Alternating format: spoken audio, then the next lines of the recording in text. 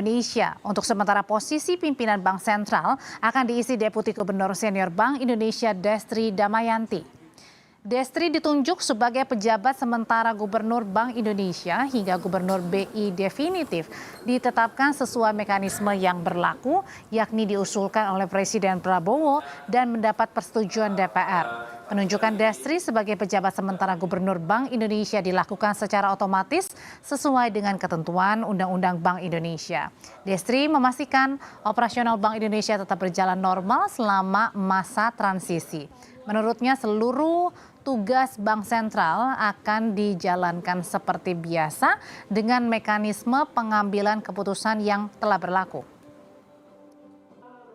Kami menggunakan pasal 40 di mana di situ berisi terkait dengan persyaratan sebagai anggota Dewan Gubernur Bank Indonesia. Jadi itu isinya persyaratan ABCD dan seterusnya. Kemudian pasal 42 adalah mekanisme berikutnya di mana calon anggota Dewan Gubernur tersebut akan diusulkan dan diangkat oleh Presiden dengan persetujuan DPR. Ini adalah posisi pejabat gubernur sementara sampai nanti definitif mengikuti pasal 40 dan pasal 42 seperti tadi yang saya sampaikan. Kabar yang begitu mengejutkan datang dari lanskap moneter tanah air. Gubernur Bank Indonesia secara resmi menyatakan pengunduran dirinya. Keputusan ini tentunya menyedot perhatian publik dan para pelaku pasar, mengingat peran Bank Indonesia sangat vital dalam menjaga stabilitas rupiah dan arah perekonomian nasional. Untuk membahasnya kita sudah bersama dengan Kamru Samad selaku juru bicara Partai Gerindra. Kang Samad, selamat malam. Ya, dan hadir juga ada Isnawati Hidayah, peneliti senior Selios. Mbak Isnawati, selamat malam. Selamat malam, Mbak. Saya mau ke... Selamat malam, Mbak Audrey. Ya, Kang Samad, saya mau ke Anda dulu. Kang Samad, ini 7 tahun memimpin Gubernur Bank Indonesia. Seharusnya masa jabatannya Pak Peri ini akan selesai 2028. Tapi hari ini kabar yang sangat mengejutkan, Pak Peri justru mundur sebagai atau dari Gubernur Bank Indonesia. Dari yang Anda dapatkan informasinya, kenapa alasan Pak Peri ini mundur dari jabatannya sebagai Gubernur BI, Kang Samad? Mbak Audrey, kita sudah mendengarkan yang disampaikan Ibu Destri bahwa itu alasan pribadi. Kepemimpinan Pak Peri Warjio selama 7 tahun di Bank Sentral, di Bank Indonesia telah memberikan banyak dukungan kebijakan moneter yang sangat signifikan, baik dalam menjaga stabilitas sistem keuangan kita dalam fungsi KSSK maupun dalam mengupgrade dalam layanan sistem pembayaran kita, lalu kemudian juga dalam mendorong peningkatan kualitas UMKM kita khususnya komoditi ekspor dalam rangka memperkuat neraca perdagangan kita. Dan juga yang tidak kalah penting telah melahirkan terobosan di sistem pembayaran seperti BI PAS, kemudian KRIS yang di mana masyarakat Indonesia sudah bisa bertransaksi dengan rupiah di berbagai negara. Oke, Kang. Ya, kalau banyak prestasi yang ditorehkan Pak Peri semasa menjabat sebagai gubernur dan beliau juga adalah ekonom senior, meniti karir mulai dari staf gubernur Bank Indonesia, tentu adalah perjalanan panjang. Tentu ketika tadi banyak pencapaian yang diraih seorang Peri Warjio kemudian tiba-tiba mengundurkan diri katanya secara sukarela. Bukankah ini kemudian menjadi tanda tanya juga bagi Gerindra, kenapa tiba-tiba bisa mengundurkan diri? Ya, tentu beliau memiliki alasan pribadi tentang hal tersebut. Tapi kami menilai selama dukungan kerjasama yang diberikan otoritas moneter dengan otoritas fiskal dan juga dengan kita di DPR sangat baik. Dan kita optimis bahwa apa yang disampaikan oleh Ibu Destri itu kita percaya itu yang terbaik buat Pak Peri. Dan kepemimpinan kolektif kolegial di Bank Indonesia itu juga memang sudah sangat efektif selama ini, Mbak Audrey.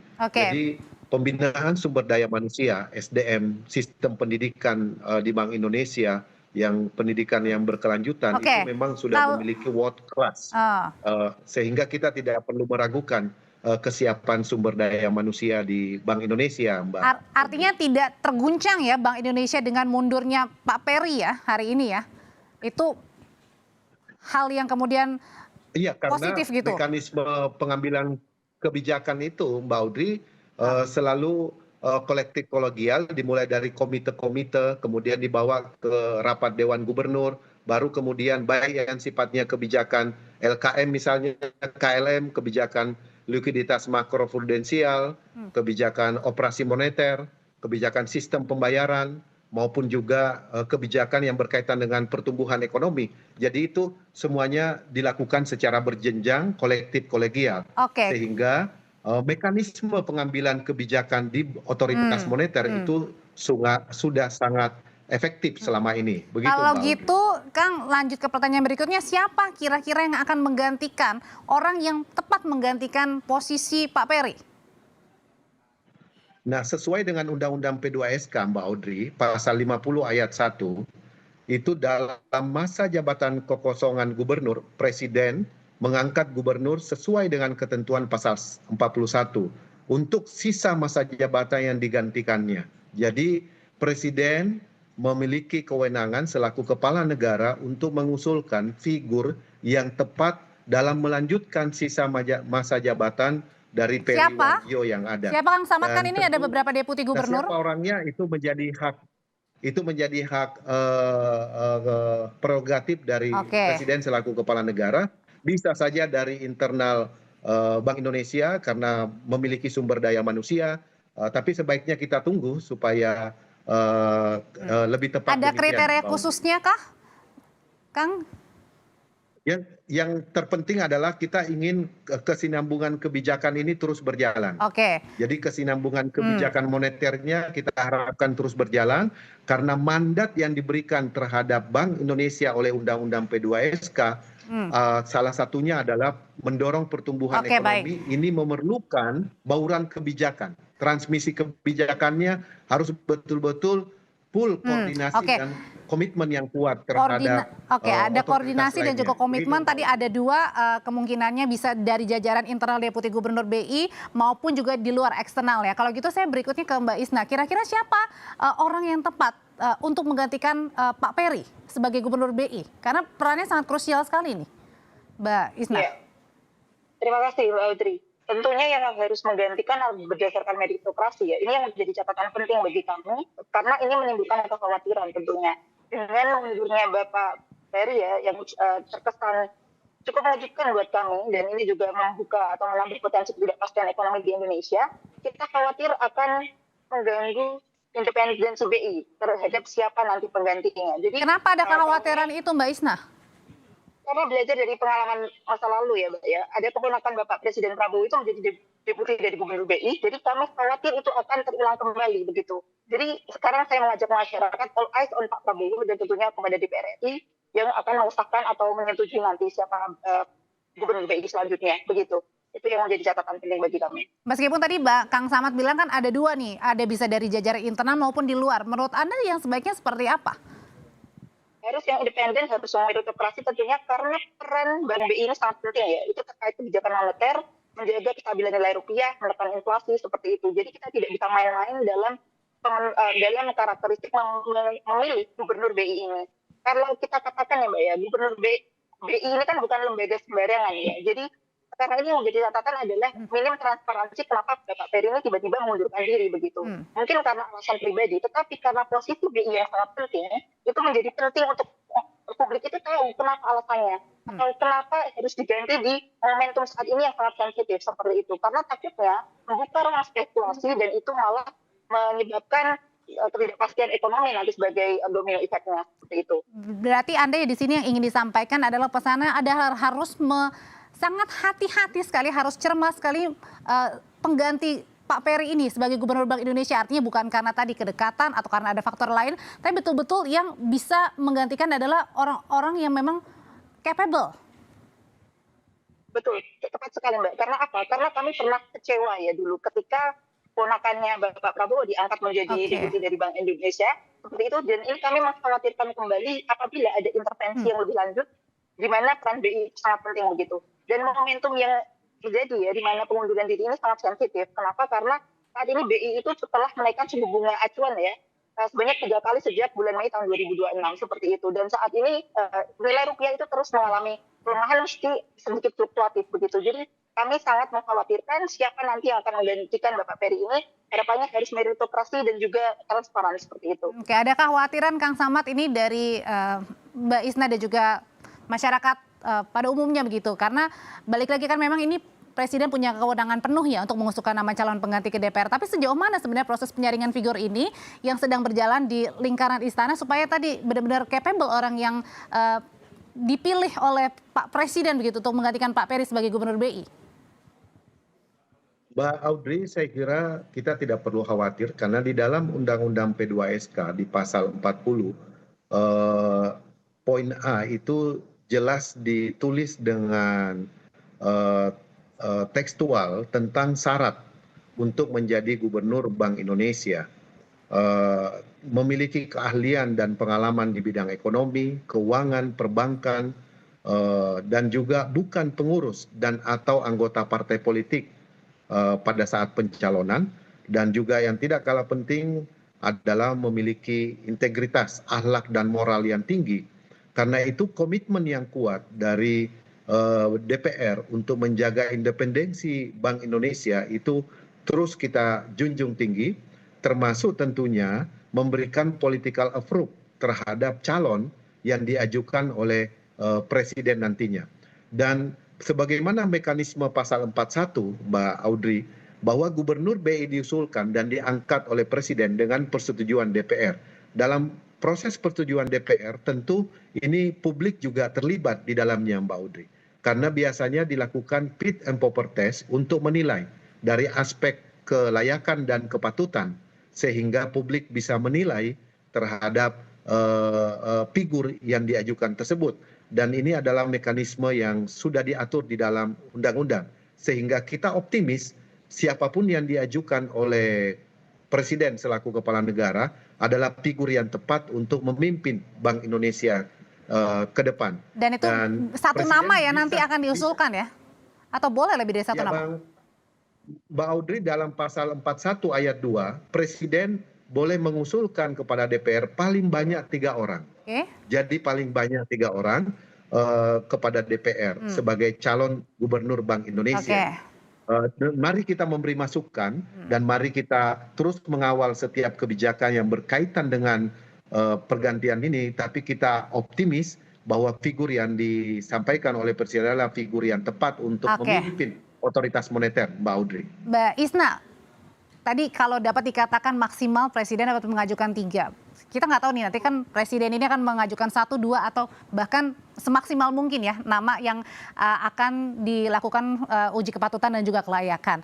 Nah, gimana caranya menjamin ketika ada beberapa nama atau mungkin hanya 1 nama ini transparansinya tetap jalan meskipun tadi ada uji kepatutan dan kelayakan, tapi kalaupun satu-satunya nama kan kemudian gimana caranya juga memastikan bahwa inilah memang figur yang memang tepat untuk menjadi Gubernur Bank Indonesia, bukan karena A, B, C, tapi karena memang ini yang paling tepat dari yang serangkaian terbaik. Oke, terima kasih Mbak Audrey. Tentunya seleksinya harus dilakukan dengan transparan ya Mbak, dan background check-nya itu harus clear juga siapa sekiranya calon yang diajukan oleh Bapak Presiden Prabowo seperti itu untuk menggantikan Gubernur BI saat ini begitu. Ketika Bapak sangat mengatakan bahwa kita optimis karena perundang-undangan mengatur dengan demikian baiknya, namun rakyat itu menjadi khawatir karena pola yang berulang dan mengecewakan di mana kami memiliki persepsi bahwa independensi BI saat ini mulai terganggu begitu. Contohnya dengan dipilihnya keponakan menjadi Deputi Gubernur BI, kemudian ada revisi dari P2SK, kemudian ada RUU dari PFII seperti itu. Itu adalah kami melihat ada upaya-upaya untuk melemahkan atau membuat posisi BI itu tidak lagi menjadi independen begitu. Itu yang menjadi kekhawatiran kami. Jadi harapannya masyarakat juga ikut untuk mengawasi, ikut untuk mengikuti ya proses pemilihan dari Bank BI ini begitu. Dan Bapak Presiden dan jajarannya harusnya lebih hati-hati karena Bank Indonesia ini posisinya sangat penting. Ini berhubungan dengan bagaimana investasi di Indonesia, moneter kita bagaimana, bahkan di tapak nanti masyarakat kita juga akan sangat bergantung ya dengan kebijakan-kebijakan dari Bank Moneter ini. Jadi harapannya lebih berhati-hati karena masyarakat memperhatikan. All eyes on you Bapak Presiden dan DPR. sih. Artinya nama itu atau calon kandidat itu juga harus diterima oleh masyarakat, Mbak Isna? Tentunya iya, Mbak. Karena apa? Karena masyarakat Indonesia itu kan juga banyak ya, background-nya seperti apa. Tidak semuanya itu paham tentang ini. Banyak juga yang memiliki kapabilitas yang sangat baik seperti itu, memiliki pengetahuan, mereka juga ekonom seperti itu. Jadi mengetahui track record-nya seperti apa ketika satu nama calon basis ke skill-nya begitu ya, atau soal itu. Jadi jangan banyak masyarakat ini awam semua dan tidak tahu apa-apa. Kalau gitu siapa, Kang? Atau ciri-ciri deh, ciri-ciri tadi orang yang itu siapa, Kang? Atau ciri-ciri deh, ciri-ciri tadi orang yang kemudian potensial yang juga harusnya bisa diterima oleh setiap lapisan masyarakat kita. Kang Samad. Mbak Audrey, jadi kita percaya bahwa putra-putri terbaik Indonesia itu di bidang moneter sangat banyak dan memiliki jejak pengabdian yang panjang, apalagi kalau memang background-nya dari karir Bank Indonesia. Karena sistem pendidikan dan penjenjangan, promosi, penugasan Bank Indonesia itu sudah sangat komprehensif, apalagi Bank Indonesia kan memiliki kantor perwakilan di berbagai negara, ada di New York, di London, di Shanghai, di Singapura. Jadi kualifikasi SDM mereka memang disiapkan untuk memenuhi bukan hanya ekspektasi publik di domestik di dalam negeri, tetapi juga di pasar global, Mbak Audrey. Jadi kualifikasinya adalah kualifikasi yang memang bertaraf internasional, yang diterima oleh pasar global dan juga mampu menjalankan fungsi-fungsi koordinasi dengan KSSK, Komite Stabilitas Sektor Keuangan lainnya, di mana di dalamnya ada LPS, ada Kementerian Menteri Keuangan, kemudian ada OJK. Nah, sebagai upaya untuk merumuskan bauran kebijakan supaya pertumbuhan ekonomi bisa berjalan. Karena ada transmisi kebijakan dari otoritas moneter yang harus diberikan bauran dengan otoritas lainnya supaya memberi manfaat bagi masyarakat. Jadi kenapa menjadi suara publik itu penting, Mbak Audrey? Karena disinilah sebetulnya bagian daripada tiga pilar dorongan pertumbuhan ekonomi, yaitu pilar pertama fiskal, pilar kedua moneter, dan pilar ketiga mikroprudensial, Mbak Audrey. Oke, karena peran Gubernur Bank Indonesia sangat sentral, maka tentu perlu kehati-hatian dan juga dapat diterima oleh masyarakat, termasuk juga masyarakat yang lebih luas lagi untuk pengganti Pak Peri Warjio sebagai Gubernur Bank Indonesia yang baru. Tentu kami nantikan siapa nama calon penggantinya ini. Terima kasih Kang Samad, Mbak Isna, selamat malam.